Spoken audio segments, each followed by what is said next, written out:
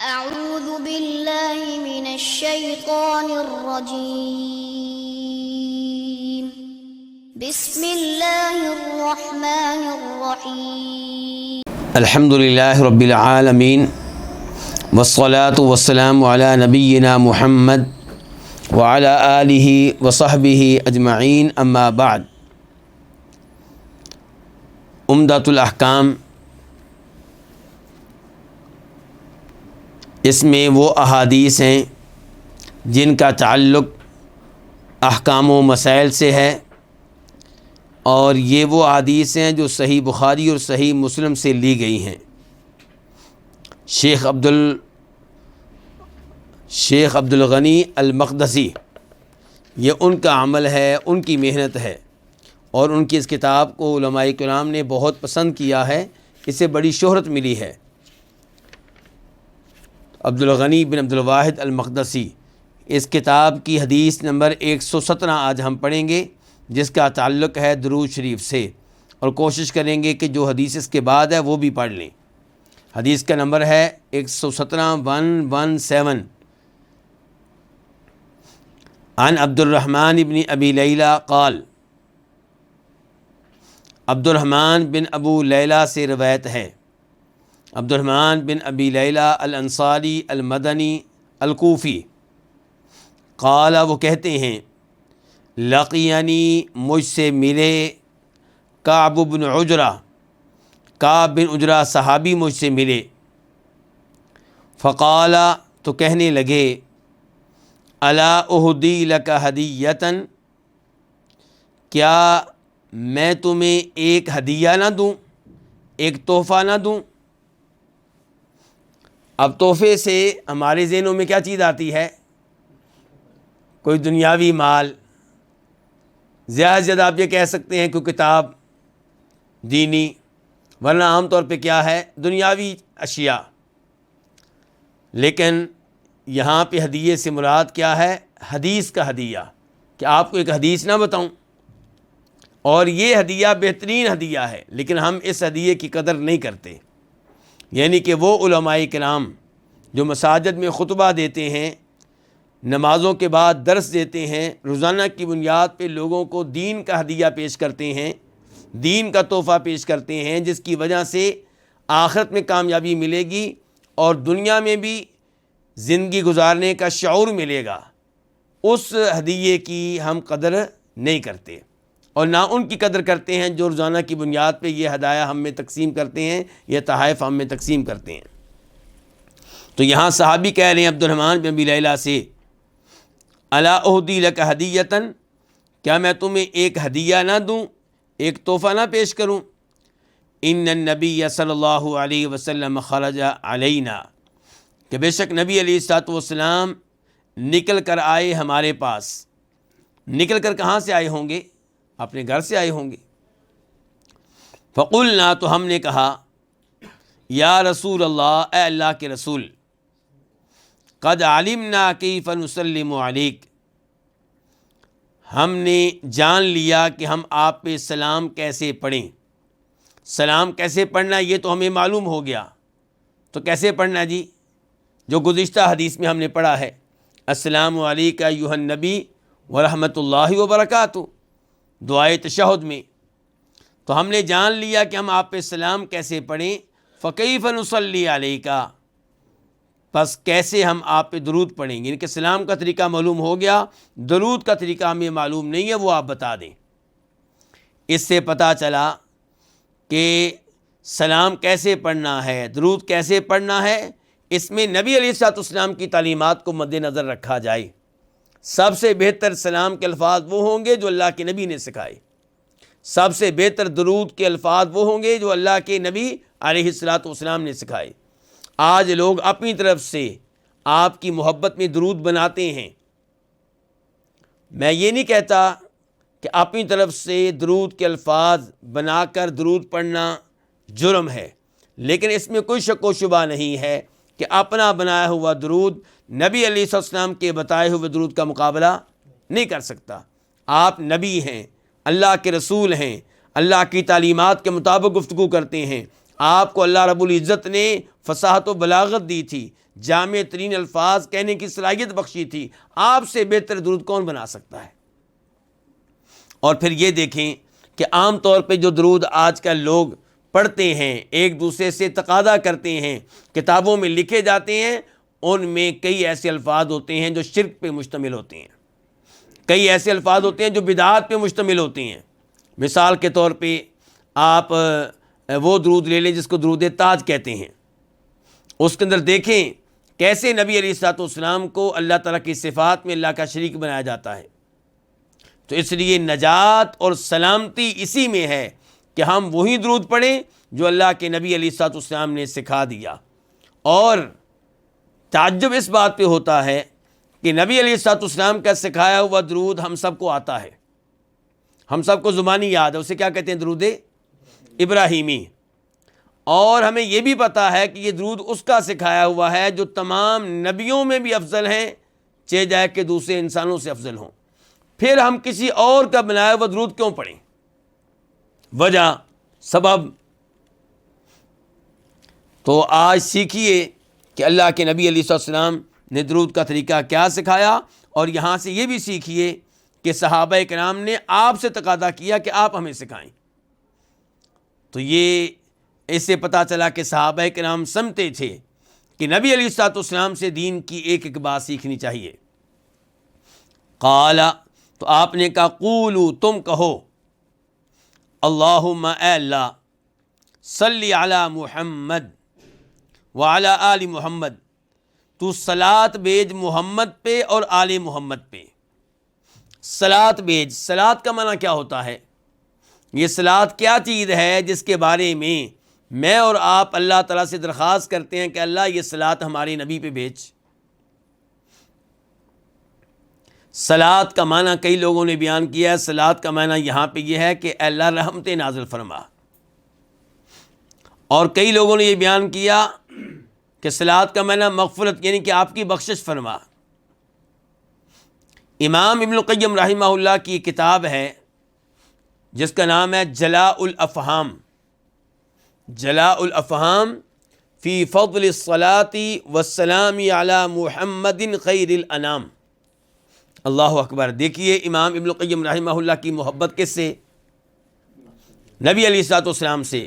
کتاب کا نام کیا؟ جلاء الافہام، یعنی کہ وہ کتاب جس کے ذریعے ہمارے فہم کو، ہماری عقل کو کیا ملے گی؟ جلا ملے گی، روشنی ملے گی۔ اچھا، یہ کتاب کس موضوع پہ ہے جی؟ فی فضل الصلاۃ والسلام، نبی علیہ الصلوۃ والسلام جناب محمد پہ درود و سلام پڑھنے کی فضیلت کے بارے میں، وہ محمد خیر الانام جو ساری مخلوق میں سب سے افضل ہے۔ اس کتاب کا موضوع کیا جی؟ پھر نبی علیہ السلام کے اوپر درود پڑھنا، سلام پڑھنا، اس کے احکام، اس کے مسائل، اس کی وضاحت ہے پوری کتاب میں۔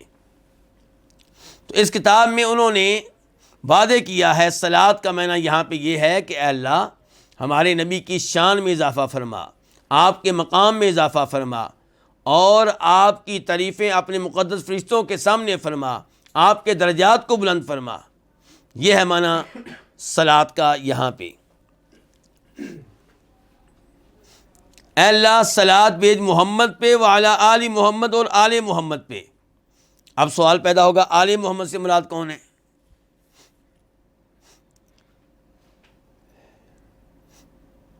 آل محمد کون ہیں؟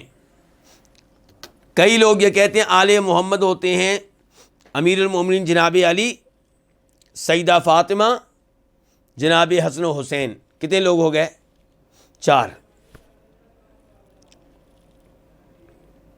اور کئی لوگ کہتے ہیں آل سے مراد ہے آپ کا کلمہ پڑھنے والے سبھی مسلمان، اور اس میں کوئی شک و شبہ نہیں، آل کا لفظ بسا اوقات انسان کے پیروکاروں پہ استعمال ہوتا ہے، یہ بات درست ہے، لیکن یہاں پہ کیا مراد ہے؟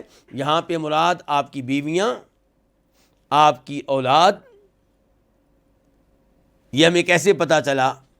کیونکہ آپ نے جو درود بیان کیا ہے اس بارے میں ایک حدیث اور بھی آتی ہے، جو ابھی حدیث ہم پڑھ رہے ہیں، اس سے روایت کرنے والے کون سے صحابی ہیں؟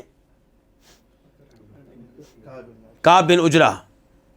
ایک اور حدیث آتی ہے, اس کو روایت کرنے والے ابو حمید ساعدی, اور اس کا نمبر ہے بخاری شریف میں 3369 3369, اور وہاں پہ الفاظ ہیں اللہم صلی علی محمد و ازواجہ و ذریتہ, کہ اے اللہ جناب محمد کی شان اور مقام میں اضافہ فرما, اور آپ کی بیویوں کے مقام اور شان میں اضافہ فرما, اور آپ کی اولاد کی شان اور مقام میں اضافہ فرما. تو دوسری حدیث میں وضاحت آ گئی, آل سے مراد آپ کی بیویاں اور آپ کی اولاد. اور امید ہے کہ اس میں آپ کے مسلمان چچا بھی داخل ہیں اور آپ کے چچاؤں کی مسلمان اولاد بھی داخل ہے, جن کو آل بیت کہا جاتا ہے.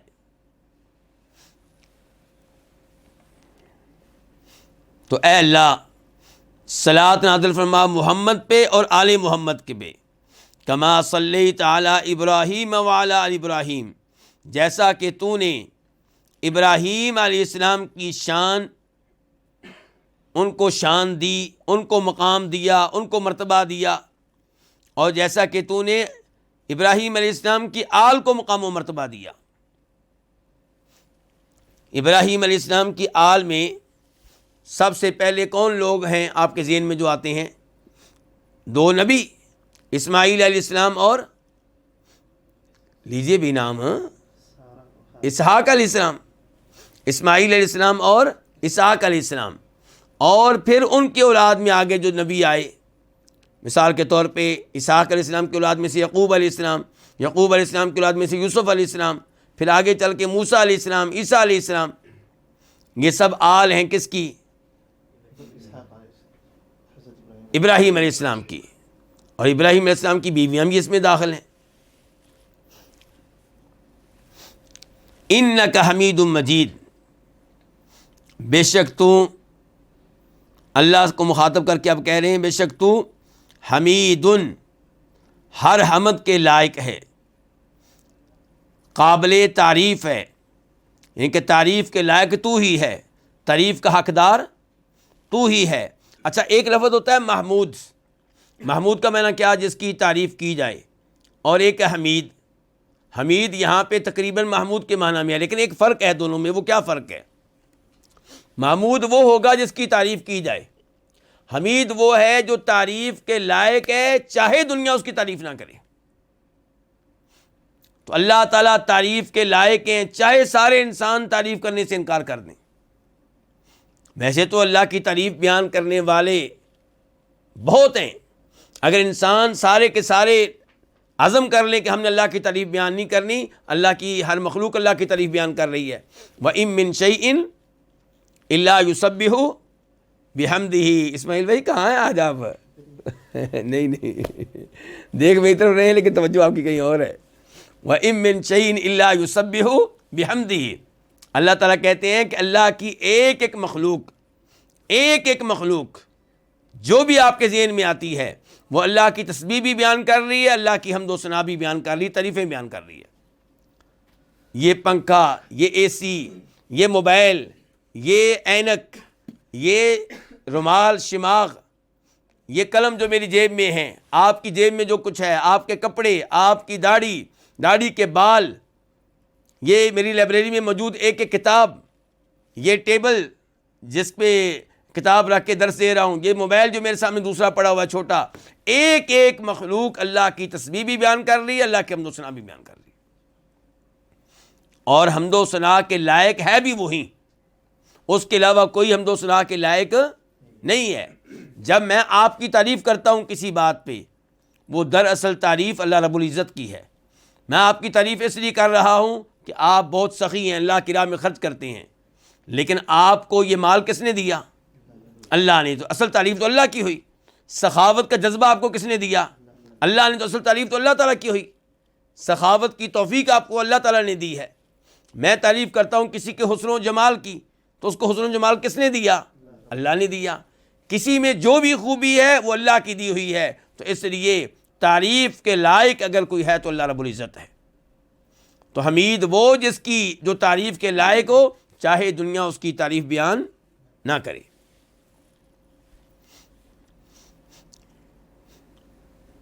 مجید کسے کہتے ہیں؟ جو ہر طرح کی عظمت کے لائق ہے، ہر طرح کی شان کے لائق ہے، ہر طرح کی بزرگی عظمت اسی میں پائی جاتی ہے۔ اس کے بعد وبارک علی محمد، اے اللہ برکت نازل فرما جناب محمد پہ، وعلی آل محمد، اور آل محمد پہ، کما بارکت علی ابراہیم، جیسا کہ تو نے برکتیں نازل کی ہیں ابراہیم پہ اور ابراہیم علیہ السلام کی آل پہ، انک حمید مجید، کیونکہ تو ہر تعریف کے لائق ہے اور تو ہی عظمتوں والا ہے، شان والا ہے، بزرگی والا ہے، مقام والا ہے۔ یہ وہ حدیث ہے جس کو روایت کیا امام بخاری نے، اور نمبر ہے 6357، 6357، اور اسی حدیث کو روایت کیا امام مسلم نے، نمبر ہے 406، 406۔ امام بخاری اس حدیث کو ایک اور جگہ پہ بھی لے کر آئے ہیں، وہاں پہ نمبر ہے 3370، 3370، اور یہ نمبر جو میں نے بعد میں بتایا ہے وہاں پہ جو اس حدیث کے الفاظ آئے ہیں وہ زیادہ واضح ہیں، وہ زیادہ واضح ہیں۔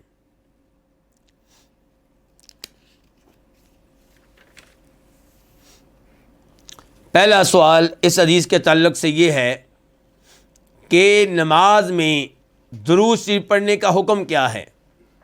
کیا درود شریف پڑھنا واجب ہے یا سنت اور مستحب ہے، واجب نہیں ہے؟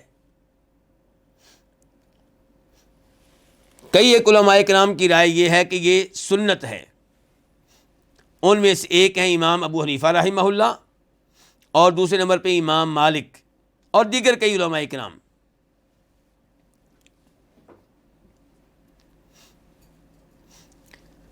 اور علماء کرام کی ایک جماعت کا موقف یہ ہے کہ نماز میں درود شریف پڑھنا واجب ہے۔ یہ موقف رکھنے والوں میں امام شافعی بھی ہیں، امام احمد بھی ہیں۔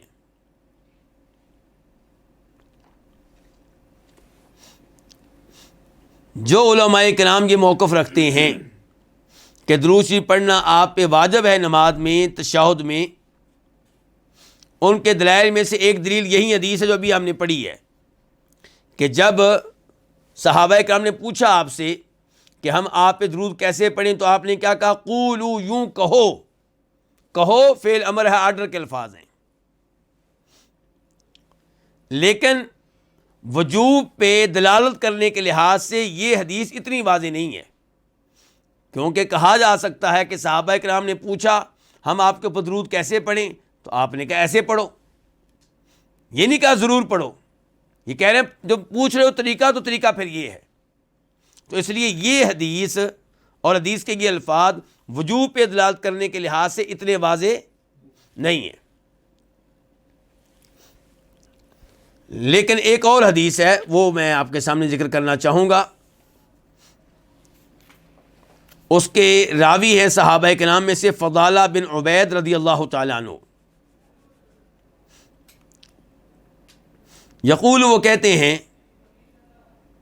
سمع النبی صلی اللہ علیہ وسلم رجلا یدعو فی صلاتہ، نبی علیہ الصلوۃ والسلام نے ایک آدمی کو سنا جو اپنی نماز میں دعا کر رہا تھا۔ کہاں دعا کر رہا تھا؟ نماز میں۔ فلم یصلی علی النبی، اس نے نبی علیہ الصلوۃ والسلام پہ درود نہیں پڑھا۔ دعا کے آداب کیا ہوتے ہیں؟ پہلے درود پڑھا جائے، لیکن اس نے آپ پہ درود نہیں پڑھا۔ فقال النبی صلی اللہ علیہ وسلم، تو نبی علیہ الصلوۃ والسلام نے ارشاد فرمایا، عجل ھذا، اس آدمی نے جلد بازی سے کام لیا ہے۔ ثم دعاہ، پھر آپ نے اس کو بلایا، فقال لہ او لغیرہ، تو آپ نے اس سے کہا یا کسی اور سے کہا، اور ایک روایت میں آتا ہے اس سے بھی کہا، دوسروں سے بھی کہا، کہ اذا صلی احدکم، جب تم میں سے کوئی نماز پڑھے، تو جو تعلیمات آپ دینے لگے ہیں ان کا تعلق کس سے ہے؟ نماز سے۔ آپ کہہ رہے ہیں جب تم میں سے کوئی نماز پڑھے، فَلْيَبْدَأْ بِتَحْمِيدِ اللَّهِ وَالثَّنَاءِ عَلَيْهِ، تو وہ آغاز میں اللہ کی حمد و ثنا بیان کرے، اللہ کی تعریفیں کرے. ثم لیصلی علی النبی، پھر وہ نبی علیہ الصلوۃ والسلام پہ درود پڑھے. ثم لیدعو بما شاء، پھر جو چاہے وہ دعا کرے. اس حدیث کو روایت کیا امام ترمذی نے، نمبر ہے وہاں پہ 3477 3477 اور امام ابو داؤد رحمہ اللہ نے نمبر ہے 1481 1481 اور شیخ البانی رحمہ اللہ نے اس کو صحیح قرار دیا. آپ اس حدیث پہ غور کریں. ایک تو یہ ہے کہ اس حدیث میں جو کہا جا رہا ہے کہ پہلے اللہ کی حمد و ثنا بیان کریں، پھر درود پڑھیں، پھر دعا کریں، اس سے مراد سجدہ ہو سکتا ہے؟ نہیں، سجدے میں تو یہ کام نہیں کیے جاتے. اس سے مراد رکوع ہو سکتا ہے؟ نہیں. تو یہ کون سا مقام ہو سکتا ہے؟ تشہد ہی ہو سکتا ہے. تشہد میں پہلے اللہ کی حمد و ثنا بیان کی جاتی ہے، التحیات للہ والصلوات والطیبات، اور پھر اس کے بعد دعائیں کی جاتی ہیں. تو آپ نے یہاں پہ کہا کہ تشہد کے بعد دعا کرنے میں جلد بازی نہ کرو، اس سے پہلے درود پڑھو.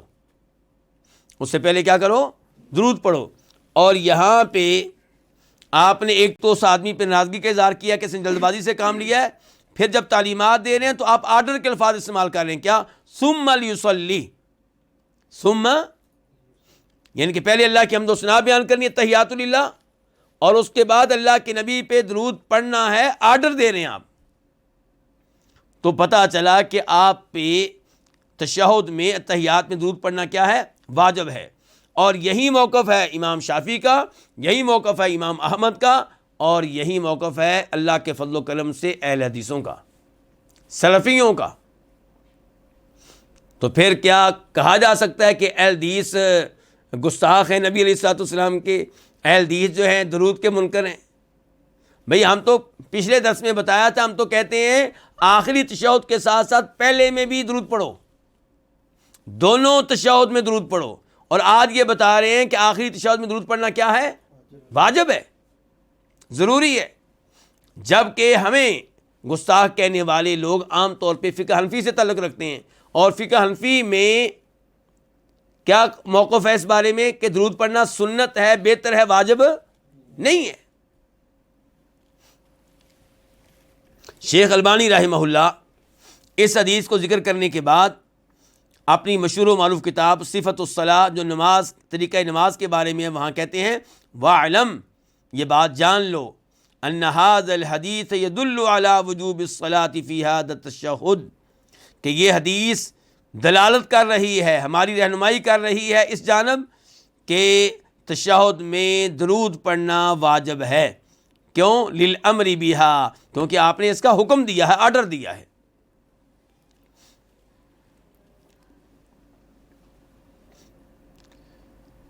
امام ابن القیم رحمہ اللہ نے اپنی مشہور و معروف کتاب جلاء الافہام، جو درود شریف کے موضوع پہ لکھی گئی ہے، وہاں پہ اس مسئلے پہ گفتگو کی ہے کہ تشہد میں درود پڑھنا واجب ہے یا واجب نہیں ہے. تو انہوں نے وہاں پہ دلائل دیے ہیں اس کے واجب ہونے کے، وہ دلائل وہاں پہ دیکھے جا سکتے ہیں.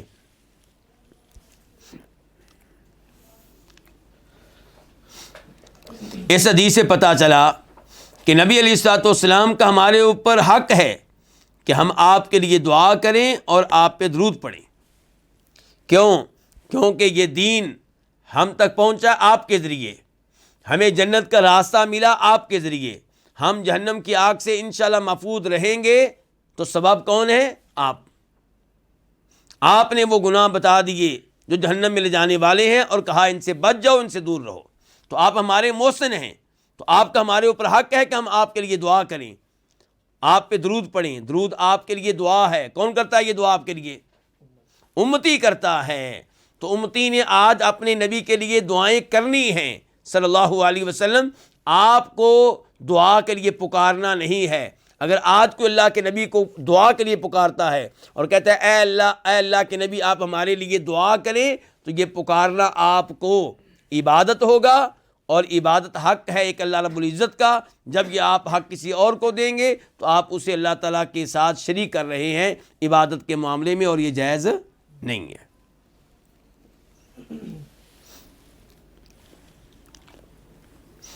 تیسرے نمبر پہ یہ مسئلہ معلوم ہوا جس کا پہلے بھی تذکرہ کر چکا ہوں کہ باقاعدہ نبی علیہ السلام نے اپنے صحابہ کو سلام کے الفاظ بھی سکھائے اور درود کے الفاظ بھی سکھائے. تو پتہ چلا ہمارا دین کامل اور مکمل ہے, اس میں کسی اور کی محنت کی ضرورت نہیں ہے. دین بنانے کے لیے محنت کی ضرورت نہیں ہے, دین بنا ہوا ہے, ہاں پہنچانے کے لیے محنت کی ضرورت ہے.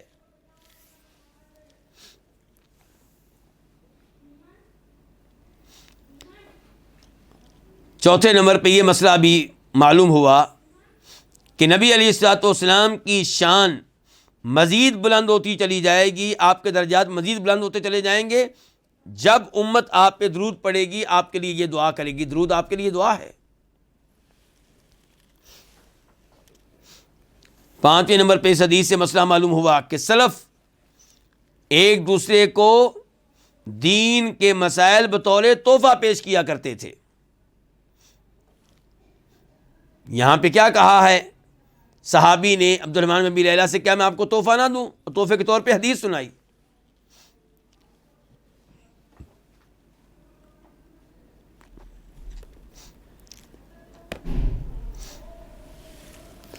یہاں پہ ایک مسئلہ اور ہے, لیکن یہ مسئلہ جو ہے اس میں مجھے آپ کی توجہ چاہیے.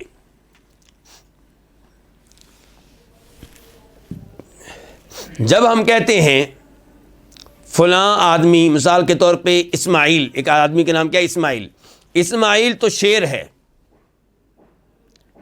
جس کے بارے میں ہم کہہ رہے ہیں اسماعیل شیر ہے, وہ انسان ہے کہ شیر ہے؟ ویسے انسان ہے, لیکن ہم کہہ رہے ہیں کہ وہ کیا ہے؟ شیر ہے. کیوں کہہ رہے ہیں شیر ہے؟ یعنی کہ شیر کی طرح بہادر ہے. گویا کہ بہادری میں اسماعیل کس کی طرح ہے؟ شیر کی طرح. تو جب ہم یہ کہتے ہیں, جب ہم نے اسماعیل کی یا کسی بھی انسان کی بہادری بیان کرنا ہو تو ہم اس کو ملاتے ہیں کس کے ساتھ؟ شیر کے ساتھ.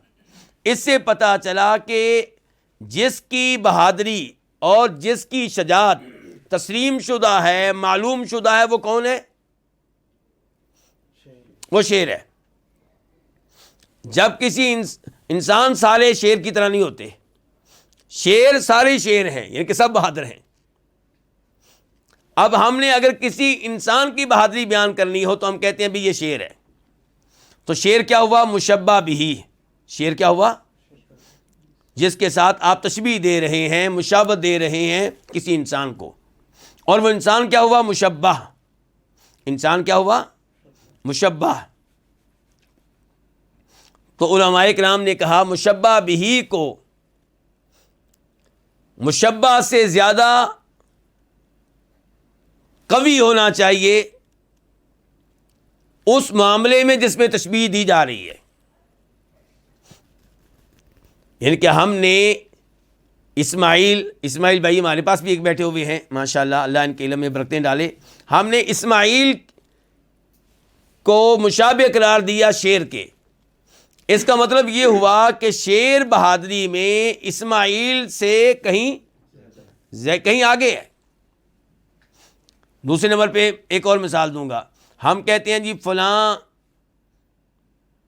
لڑکا یا فلاں لڑکی چاند ہے. کیا مطلب؟ حسن و جمال میں, خوبصورتی میں چاند کی طرح ہے. تو اصل خوبصورت کون ہوا پھر؟ چاند. جب کسی انسان کی, لڑکی کی, لڑکے کی خوبصورتی بیان کرنی ہو تو ہم کہتے ہیں یہ چاند ہے. تو مشبہ بہی کون ہے؟ چاند. جس کے ساتھ تشبیہ دی جا رہی وہ کون ہے؟ چاند. اور وہ انسان جو ہے جس کو ہم جس کی خوبصورتی بیان کر رہے ہیں وہ کیا ہوا؟ مشبہ. اب آپ آ جائیں درود شریف کی طرف کہ اے اللہ, اللہم صلی علی محمد وعلی آل محمد کما صلیت علی ابراہیم وعلی آل ابراہیم انک حمید مجید. اے اللہ, جناب محمد اور آل محمد پہ صلوات بھیج جیسے تو نے صلوات بھیجی ہے ابراہیم اور آل ابراہیم پہ. یہاں پہ مشبہ بھی کون ہو گئے؟ ابراہیم اور آل ابراہیم، اور مشبہ کون ہو گیا؟ جناب محمد اور آل محمد صلی اللہ علیہ وسلم علیہ الصلوۃ والسلام۔ تو اس سے تو پتہ چلا کہ ابراہیم اور آل ابراہیم صلات کے معاملے میں نبی علیہ السلام سے آگے ہیں، اسی لیے ان کو مشبہ بھی قرار دیا گیا، اور اللہ کے نبی پھر تو پیچھے ہو گئے۔ جبکہ ہم سب کا عقیدہ ہے کہ نبی علیہ السلام تمام انسانوں میں سب سے افضل ہیں، سب سے اعلیٰ ہیں، سب سے مقدس ہیں، سب سے محترم ہیں۔ تو جواب چاہیے مجھے آپ کی طرف سے۔ اب اس کے علماء کرام نے کئی ایک جواب دیے ہیں، اور سب سے بہتر جواب وہ ہے جسے بیان کیا ہے امام ابن القیم رحمہ اللہ نے اپنی کتاب جلاء الافہام میں۔ وہ کیا کہ دیکھیں، ہم کہہ رہے ہیں کہ اے اللہ محمد اور آل محمد صلی اللہ علیہ وسلم ان پہ صلات ایسے بھیج جیسے تو نے صلات بھیجی ہے ابراہیم اور آل ابراہیم پہ۔ اچھا، اب زیادہ آگے کون ہوئے؟ ابراہیم آل ابراہیم یا محمد آل محمد؟ اس دعا کے مطابق، یعنی کہ درود شریف والی دعا کے مطابق تو ابراہیم آل ابراہیم آگے ہوئے۔ ویسے ہمارا عقیدہ یہ ہے کہ محمد اور آل محمد آگے ہیں، یعنی کہ ایک طرف کھڑے ہیں محمد آل محمد صلی اللہ علیہ وسلم، اور ایک طرف کھڑے ہیں ابراہیم اور آل ابراہیم۔ تو جو اصول میں نے آپ کو بتایا اس لحاظ سے ابراہیم آل ابراہیم کو محمد آل محمد سے آگے ہونا چاہیے صلی اللہ علیہ وسلم۔ تو جواب یہ ہے، لیکن ذرا دھیان سے جواب سننا ہے، آدھی بات نہیں لینی، پوری بات لینی ہے، کہ اس میں کوئی شک و شبہ نہیں ہے کہ ابراہیم آل ابراہیم محمد آل محمد سے آگے ہیں۔ وہ کیسے؟ ایک طرف ہے محمد آل محمد، ادھر نبی کون ہے؟ صرف جناب محمد صلی اللہ علیہ وسلم۔ اور ابراہیم آل ابراہیم کی طرف نبی کون ہے؟ نمبر 1 ابراہیم علیہ السلام، نمبر 2 اسماعیل علیہ السلام، نمبر 3 اسحاق علیہ السلام، نمبر 4 یعقوب علیہ السلام، نمبر 5 یوسف علیہ السلام، اور پھر آگے چل کے موسیٰ علیہ السلام، عیسیٰ علیہ السلام، اور معلوم نہیں کتنے نبی۔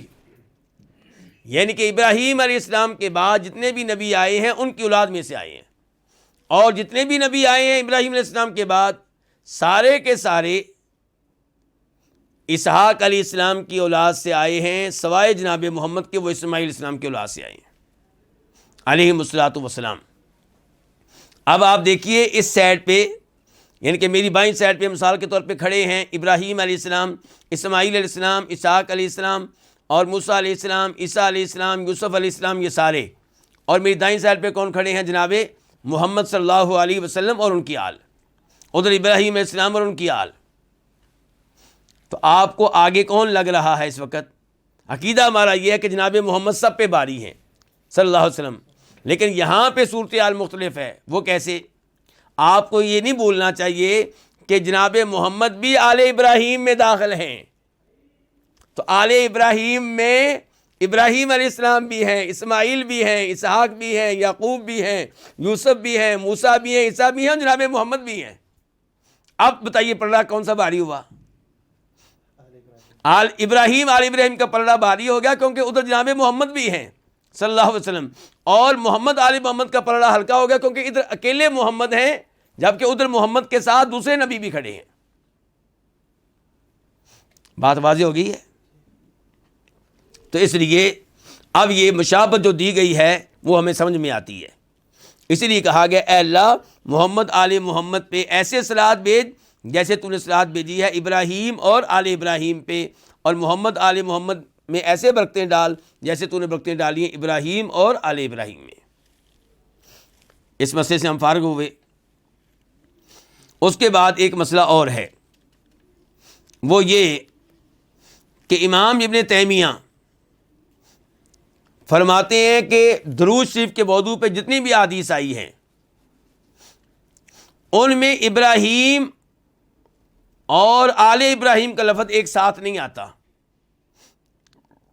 کسی حدیث میں آتا ہے ابراہیم تو وہاں پہ آل ابراہیم موجود نہیں ہے، اور کسی میں آتا ہے آل ابراہیم تو وہاں پہ ابراہیم نہیں ہے، جہاں پہ ابراہیم وہاں پہ آل ابراہیم نہیں ہے، جہاں پہ آل ابراہیم وہاں پہ ابراہیم نہیں۔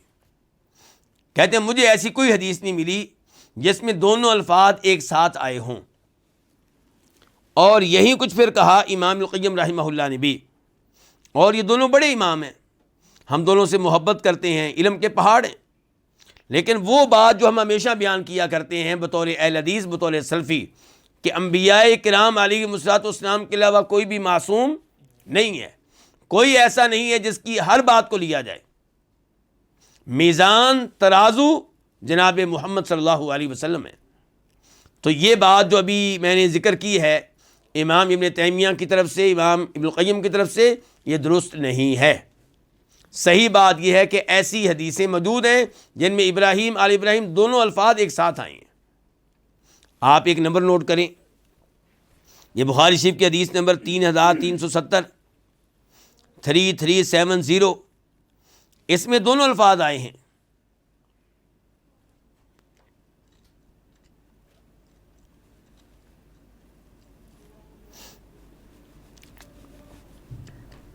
اور شیخ البانی رحمہ اللہ نے اس معاملے کو واضح کیا ہے کہ یہاں پہ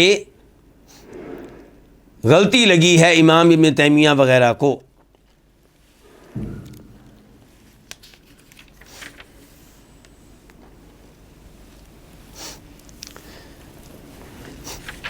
تو درود شریف کے متعلق یہ حدیث پڑھنے کے بعد اب ہم منتقل ہوتے ہیں اگلی حدیث کی طرف، حدیث نمبر 118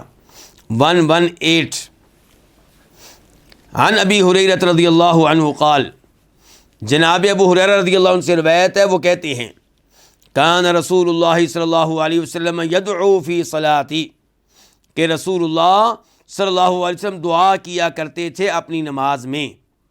کیا دعا؟ اللہم اے اللہ، انی اعوذ بکا، انی بے شک میں، اعوذ پناہ میں آتا ہوں، بکا تیری، میں تیری پناہ میں آتا ہوں، یعنی کہ اپنے آپ کو تیری پناہ میں دیتا ہوں۔ بھئی خطرہ کیا ہے، شر کون سا ہے جس سے بچنا چاہتے ہیں؟ فرمایا من عذاب القبر، قبر کے عذاب سے بچنے کے لیے اللہ میں اپنے آپ کو تیری پناہ میں دیتا، تو نے مجھے بچانا ہے اس سے۔ وعذاب النار، اور جہنم کے عذاب سے بچنے کے لیے میں اپنے آپ کو تیری پناہ میں دیتا ہوں۔ وَمِن فِتَنَةِ الْمَحْيَا وَالْمَمَاتِ، اور زندگی اور موت کے فتنوں سے بچنے کے لیے میں اپنے آپ کو تیری پناہ میں دیتا ہوں۔ وَمِن فِتْنَةِ الْمَسِيحِ الدَّجَّالِ، اور مسیح دجال کے فتنے سے بچنے کے لیے میں اپنے آپ کو تیری پناہ میں دیتا ہوں۔ مسیح دجال، مسیح دو ہیں آپ جانتے ہیں، کون کون سے؟ ایک عیسیٰ علیہ السلام بھی مسیح ہیں، اور ایک دجال مسیح ہے۔ عیسیٰ علیہ السلام ہدایت والے مسیح ہیں، اور گمراہ کرنے والا جھوٹا دجال، اس کو کیا کہتے ہیں؟ مسیح دجال۔ تو یہاں پہ اللہ سے دعا کی جا رہی ہے کہ یا اللہ قبر کے عذاب سے بھی بچانا، جہنم کے عذاب سے بھی بچانا، مسیح دجال کے فتنے سے بھی بچانا، اور موت و حیات میں جو فتنے آتے ہیں ان سے بھی بچانا۔ مزید وضاحت میں بھی اس کی کرتا ہوں، تھوڑا سا مکمل کر لیں۔ اس حدیث کو روایت کیا امام بخاری نے، نمبر کیا ہے؟ 1377 1377، اور پھر اس کو روایت کیا امام مسلم نے، نمبر کیا ہے؟ 588 588۔ وفی لفظ لمسلم، اور مسلم شریف کے ایک اس حدیث کے مسلم میں جو الفاظ آئے ہیں وہاں پہ ایک جگہ پہ یہ بھی آیا ہے کہ اذا تشہد احدکم، جب تم میں سے کوئی ایک تشہد پڑھ لے، دعائے تشہد پڑھ لے، تو اب کیا کرے؟ فَلْيَسْتَعِذْ بِاللَّهِ مِنْ أَرْبَعٍ، اسے چاہیے کہ اللہ سے پناہ مانگے، من اربعین، چار چیزوں سے بچنے کے لیے، چار چیزوں سے محفوظ رہنے کے لیے۔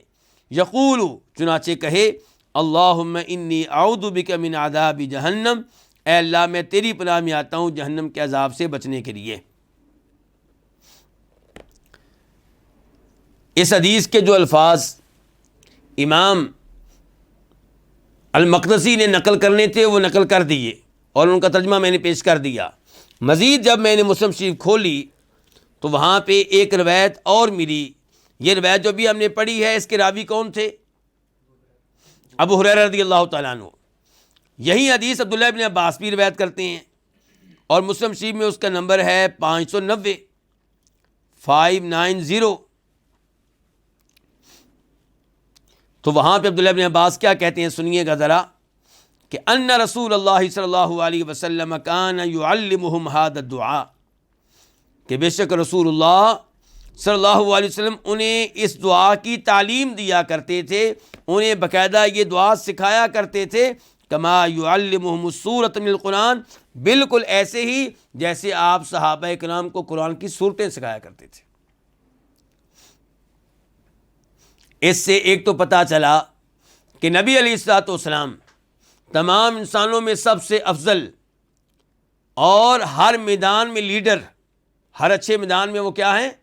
لیڈر ہیں، رہبر و رہنما، بادشاہ مدینہ کے، نبی اور رسول، 11 بیویاں بھی، صحابہ کرام کو بھی ٹائم دیتے ہیں، اپنے بچوں کو بھی ٹائم دیتے ہیں، بیویوں کو بھی ٹائم دیتے ہیں، جہاد بھی کرتے ہیں، تہجد بھی پڑھتے ہیں، اور اس کے ساتھ ساتھ باقاعدہ لوگوں کو قرآن کی تعلیم دیتے ہیں، قرآن کی تلاوت سکھاتے ہیں، قرآن کی تفسیر پڑھاتے ہیں۔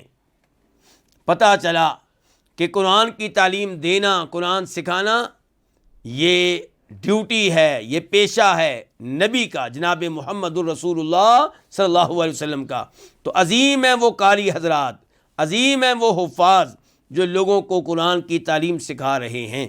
اور اسی لیے اللہ کے نبی فرماتے ہیں دوسری حدیث میں، خیرکم من تعلم القرآن وعلمہ، تم میں سے افضل ترین انسان وہ ہے جو قرآن سیکھے اور سکھائے۔ دوسرا یہ پتہ چلا کہ یہ دعا جو بھی ہم نے پڑھی ہے 4 چیزوں سے پناہ لینے والی، اس کا آپ اتنا اہتمام کرتے تھے کہ عبداللہ بن عباس کہہ رہے ہیں یہ دعا آپ یوں سکھاتے تھے جیسے قرآن کی صورتیں سکھایا کرتے تھے۔ تو پتہ چلا کہ نماز میں مجھے اور آپ کو چاہیے کہ اس دعا کا بہت زیادہ اہتمام کریں۔ درود شریف کے بعد جس دعا کو سب سے پہلے پڑھنا ہے وہ یہ ہے، دیگر دعائیں بے شک رہ جائیں، یہ دعا رہنی نہیں چاہیے۔ بلکہ امام مسلم اس حدیث کے بعد کہتے ہیں، بلغنی، کہ یہ بات مجھے معلوم ہوئی ہے، مجھ تک پہنچی ہے، کہ ان طاووسن، کہ طاووس جو تابی ہیں، طاووس کون ہے؟ طاووس تابی ہیں، قال لابنہ، انہوں نے اپنے بیٹے سے کہا، ادعوت بہا فی صلاتک، تو نے جو ابھی نماز پڑھی ہے اس نماز میں یہ والی دعا تو نے پڑھی ہے، یعنی کہ 4 چیزوں سے پناہ مانگنے والی؟ تو بیٹے نے کہا لا، تو والد نے کہا اعد صلاتک، نماز دوبارہ پڑھو۔ نماز، تو پتہ چلا کہ یہ دعا پڑھنا نماز میں انتہائی ضروری ہے۔ دیگر دعائیں آپ کریں یا نہ کریں آپ کی مرضی، لیکن اس دعا کے بارے میں آپ آرڈر دے رہے ہیں نبی علیہ الصلوۃ والسلام، اور طاووس اپنے بیٹے سے کہہ رہے ہیں کہ وہ نماز دوبارہ پڑھو جس میں تم نے یہ دعا نہیں پڑھی۔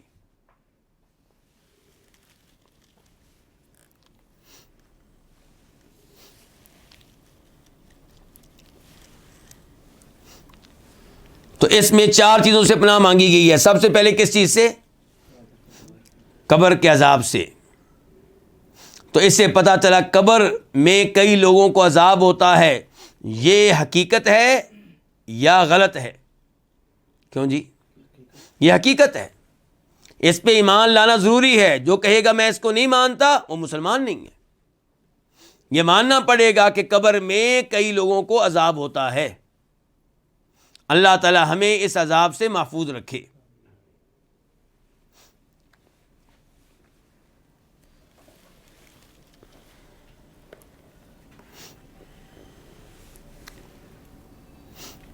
نمبر 2، یہ پتہ چلا کہ آگ کا عذاب، جہنم کا عذاب بھی ایک حقیقت ہے، اور اس پہ بھی ایمان لانا واجب ہے۔ جو کہے میں جنت جہنم کو نہیں مانتا وہ بھی مسلمان نہیں ہے۔ اور یاد رکھیے گا فلاسفی حضرات، فلاسفہ یہ عام طور پہ جنت جہنم کے منکر ہوتے ہیں، جنت جہنم کے اوپر ان کا ایمان نہیں ہوتا۔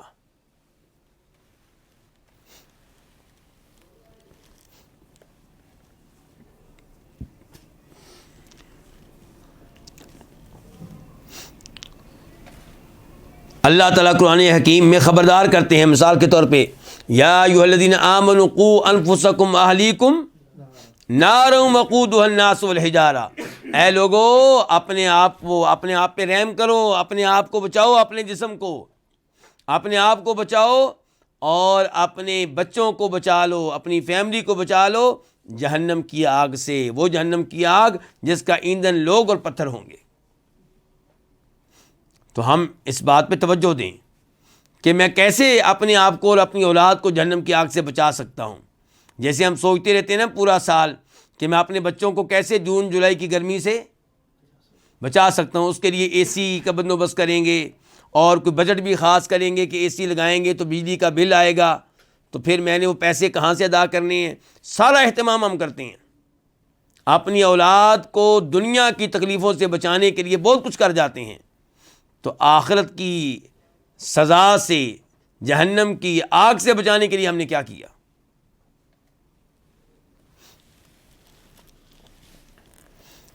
اور تیسرے نمبر پہ اس دعا میں کیا تھا کہ اے اللہ مجھے زندگی اور موت کے فتنوں سے محفوظ رکھنا۔ زندگی میں بھی کوئی فتنہ آتا ہے جی، روز ہی فتنے ہیں۔ مثال کے طور پہ موبائل آج فتنہ ہے۔ فتنے کا معنی کیا ہے؟ آزمائش، امتحان۔ موبائل کے ذریعے ہمارا امتحان ہو رہا ہے کہ کیا موبائل استعمال کرتے ہوئے ہم اللہ سے ڈرتے ہیں یا شیطان کی باتوں کو مانتے ہیں۔ اگر آپ موبائل کا غلط استعمال کرتے ہیں تو موبائل کے امتحان میں، موبائل کے فتنے میں آپ ناکام ہو گئے، فیل ہو چکے ہیں آپ۔ عورتیں فتنہ ہیں۔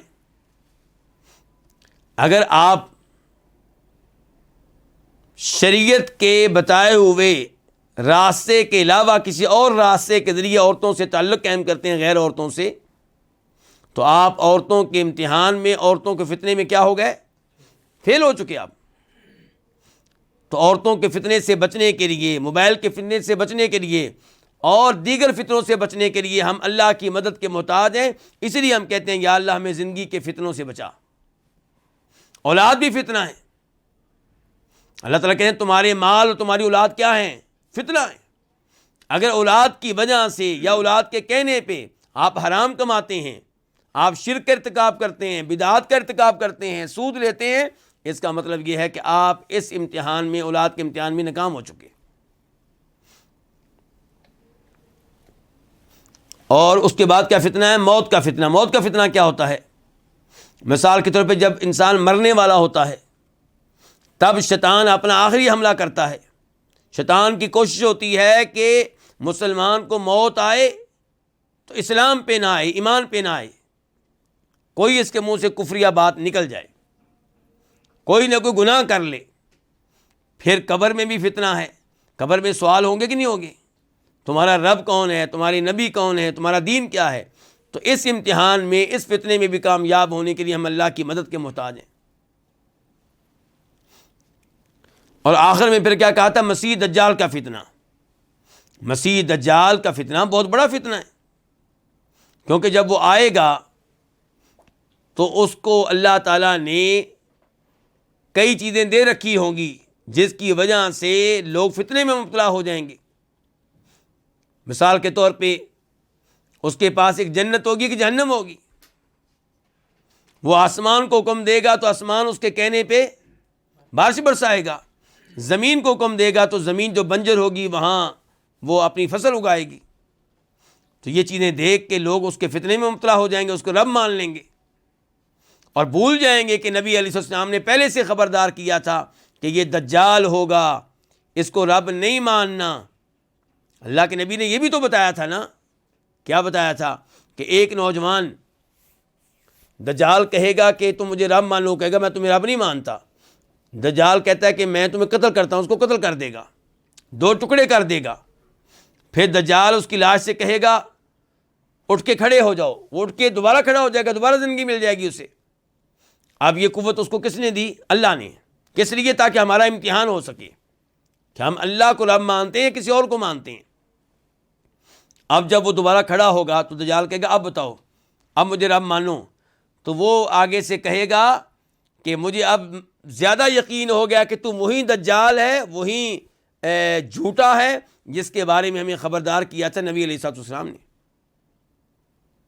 تو دجال کے فتنے سے بچنے کے لیے بھی اللہ رب العزت سے پناہ مانگتے رہنا چاہیے۔ تو یہ بڑی عظیم دعا ہے جس کے پڑھنے کا آپ نے حکم دیا ہے، اور کئی ایک علماء کرام کا موقف یہ ہے کہ دعا پڑھنا نماز میں واجب ہے، اور آپ نے حکم دیا فَلْيَسْتَعِذْ، آرڈر کے الفاظ ہیں، چاہیے کہ انسان تشہد میں اللہ سے پناہ مانگے من اربعین، 4 چیزوں سے بچنے کے لیے۔